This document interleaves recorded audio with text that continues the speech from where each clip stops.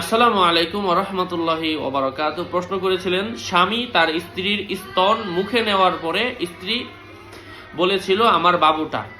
তো এমন তো অবস্থায় উভয়ের মধ্যে জিহার অথবা তালাক হয়ে যাবে কিনা, স্বামী স্ত্রীর সম্পর্ক থাকবে কিনা। যদি এমনটা কারো ক্ষেত্রে হয়ে থাকে তাহলে জিহার হবে না এবং তালাকও হবে না।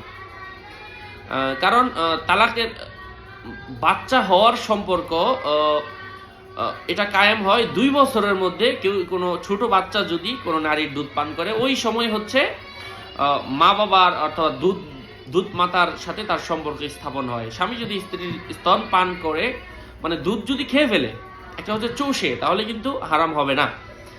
আর যদি অনিচ্ছাকৃত শর্তে অথবা ইচ্ছাকৃত শর্তেও যদি স্ত্রীর দুধ স্বামীর পেটে চলে যায়, তাহলে কিন্তু তালাক হবে না।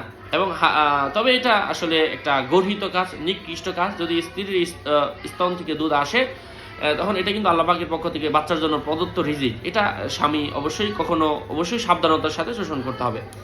আল্লাহ পাক আমাদেরকে বোঝার তৌফিক দান করেন। আরও আপডেট পেতে সাথেই থাকবেন।